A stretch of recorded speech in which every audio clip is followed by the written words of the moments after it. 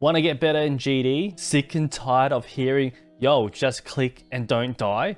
Well, I have the video for you. Welcome to my Geometry Dash guide on how to improve in GD with the help of your favorite dumbass. One of my most asked questions I get on Twitch is, Siki, why are you so dumb? I mean, also, Siki, how do you improve so fast? And how did you manage to beat Bloodbath in only 9 months of playing? Well, I'm extremely far from the top players or even consider myself to be good. However, I believe my growth in skill in this game has been pretty decent. 5.5 months of playing GD, I beat my first Extreme Demon, which was Cataclysm. And then 3 months after, I beat 4 Extreme Demons and then Bloodbath. I truly believe I'm not the best mechanically at this game, but one of my strengths is my mental game. Before I share my tips, I want to point out that everybody learns differently. And what I'm about to show you is from my own experience. Let me share them with you. Let's go. Welcome. Tip number 1. As I mentioned earlier, not being mechanically skilled, but having great mental strength comes from having the right mindset, which you can improve so much more quickly. And it can just be a matter of changing your perspective. For example, it's not about beating the level or getting a new best. It's about improving your game. This way, you don't feel bad if you didn't make progress. But you are improving just by playing the level, kind of like wax on, wax off from Karate Kid. So with this mindset, you will see you are indeed getting better at the game, which should make you more happier. Happiness is key right here. Know that it takes patience and time to improve. Nobody becomes a god at Geometry Dash overnight. It takes hundreds or even thousands of hours to get decent at it. There's a really great quote by Samuel Johnson, and it says, "Great works are performed not by strength, but by perseverance." Tip number 2. Never compare yourself with others. It's a race against yourself. Set your own goals and pace and try to achieve them. This is one of my favorite topics to talk about. Set goals, I can't emphasize enough. I generally have small and big goals. Having goals is important, not just in GD, but in life and everything you do as well. This has worked for me very well and helps me stay on track and keep me motivated. Having no goals or direction is like sailing a ship. You can have the best ship in the world, but if the captain doesn't have a destination, you would be lost and drift into the sea in the middle of nowhere. You need to set goals, or you're not as determined to get better and beat your demon goals. If you have a clearly set goal and have a clear vision on what to focus your energy on and what you want to achieve, which provides structure and help facilitate your concentration and attention. For example, when I first started playing GD, my first goal was to beat Clutterfunk, and my next goal is to defeat my first demon, which was the Nightmare. And after beating 13 easy demons, my next goal was to beat my first medium demon, which was B. After beating a few medium demons, I've set my next big goal is to defeat 9 circles, which would be my first hard demon. However, I was not ready for 9 circles, as my wave game was pretty bad at the time. So I set a small goal to beat 4 easy 9 circle levels, which were Problematic, Ultra Paracosm, Retro Circles, and Trump Circles. After defeating those 4 easy 9 circle demons, I was more prepared to defeat the one and only 9 circles. After taking down 9 circles, I decided my first ultimate goal was to beat Bloodbath, which was a very far destination or reach at that current time. So then my next goal is to beat my first insane demon, and then after that would be my first extreme demon. And of course, for my smaller goals, I would beat several hard and several insane demons in between to prepare myself when jumping over a demon difficulty. So looking at the giant of the ultimate goal can be intimidating, especially for me looking at Bloodbath when my hardest was 9 circles. The way to conquer this is to break it down with smaller goals, and you will eventually get there. And every time you successfully surpass one of your smaller goals, it gives you victory that makes you feel accomplished and makes you feel rewarded. This way, it keeps you motivated, it keeps you wanting to do more, and you'll stay more determined for your next goal. Also, you will feel more equipped and more confident every time you achieve your small goals. So from 9 circles to Bloodbath, I had around 10 small goals, and after achieving all those 10 small goals, I was finally prepared to beat Bloodbath. Just by mapping my way to get to Bloodbath makes it so much more easier and also a lot more fun.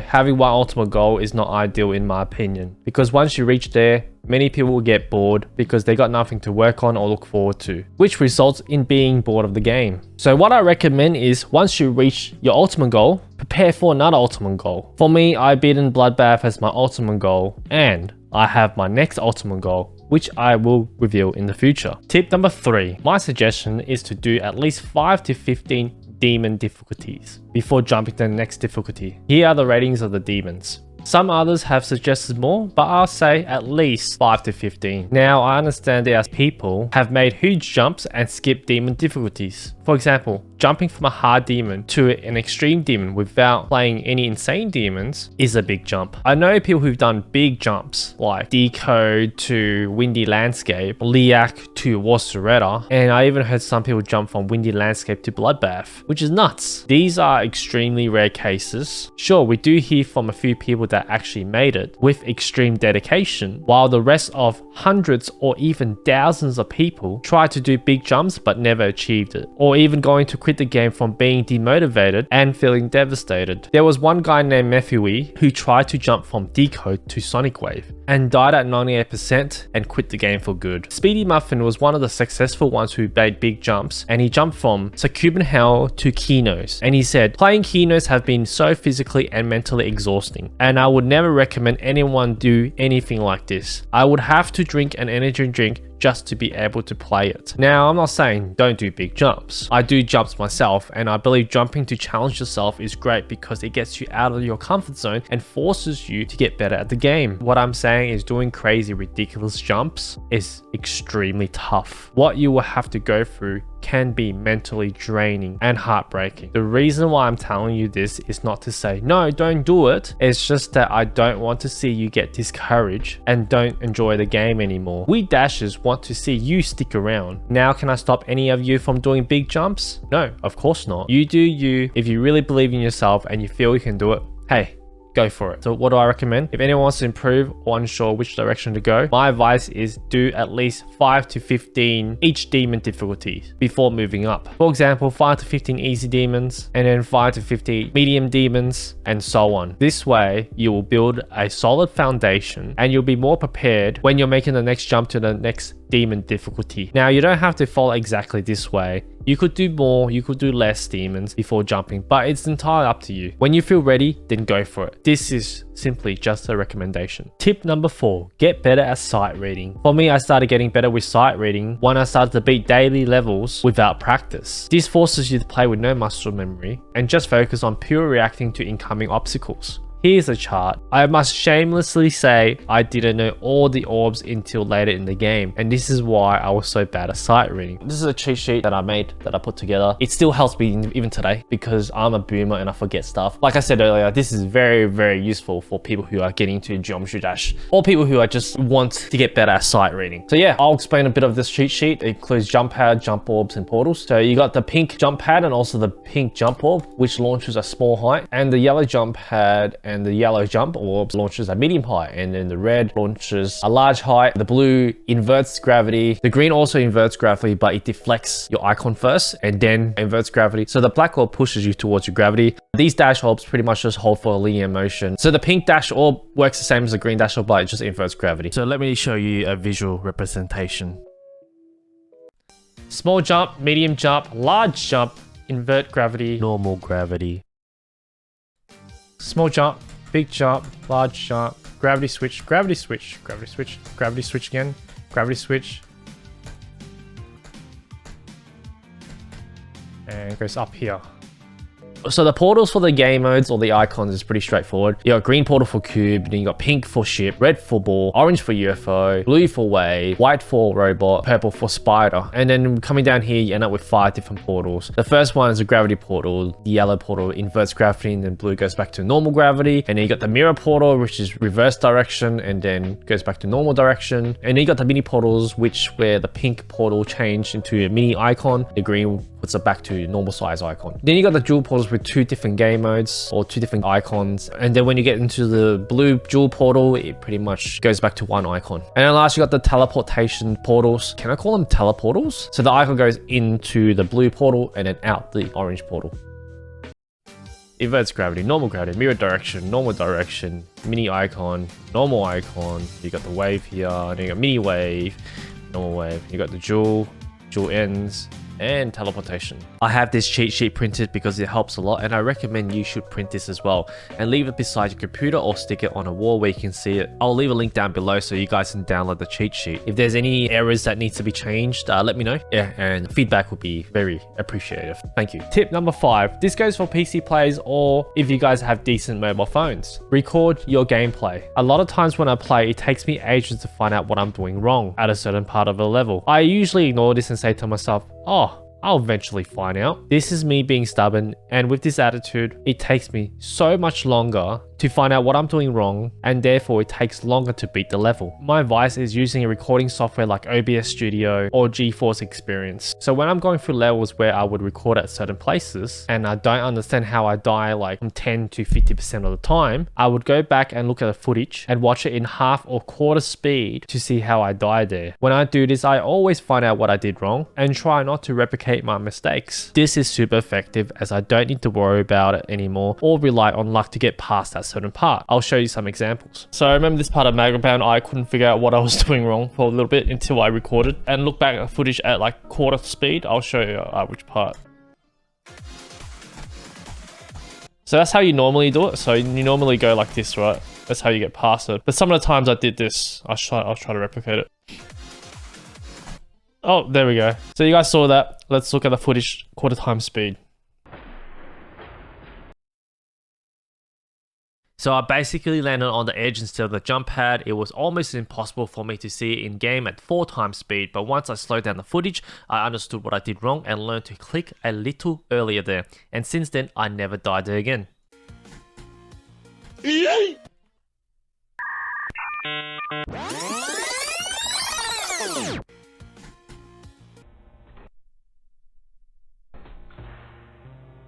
Tip number 6. I'm so bad with this one because I'm super stubborn, but take breaks, especially when you're not playing optimally. Even a 5-minute break helps. Usually when I'm not getting any decent runs, I will take a break and come back, and after that I usually play really good. By doing this frequently, you will enter the flow state or being in the zone. More often, flow is achieved when the mind and body is synchronized. When a gamer is in the zone, they're not only able to suppress and ignore negative thoughts and self-doubt, but they have been found to have higher self-esteem and confidence. This is a crucial part to perform at a higher level. I won't get too much into the psychology side of the flow state, but if you guys want me to make a full video on it, let me know in the comments section down below. Tip number 7, believe in yourself, remain positive and confident. Great accomplishments are usually achieved with confidence. Most of us aren't confident. I get that. Heck, I wasn't a confident person if you watch my earlier streams. I was super awkward most of the time. But now I'm just cringy. To build confidence is not something that happens overnight. It takes time to build. One of the things that builds confidence for me is when I beat my new hardest level or reach goals to get a new best in a very difficult level,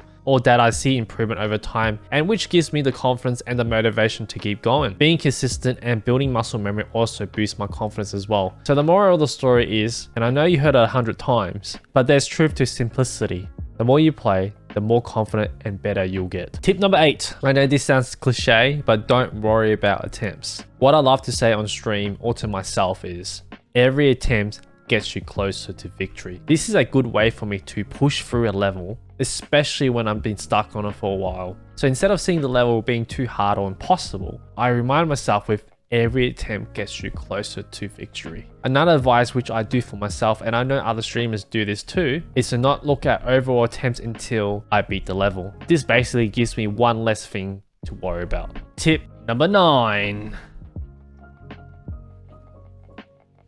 I don't know why I just did that. I do this quite often, especially when I'm losing motivation. Watch better players where it will be on Twitch or YouTube. I don't know much about the psychology behind watching better players or any players in general, but there are some research study on this called mirror neurons, which is basically the most simplest explanation is visual imprint learning by imitation. For me, watching better players or anyone in particular gives me excitement and the motivational spark to pick up the mouse and play again, and I also usually play better as well. Tip number 10, find a community where you can play Geometry Dash together, where it will be on Twitch, YouTube, or anywhere. Finding friends will help each other grow in skill, and together you can provide each other tips and help each other through levels. And not only that, it gives you a bit of the friendly rivalry, which makes the game super interesting and more enjoyable. Imagine having friends.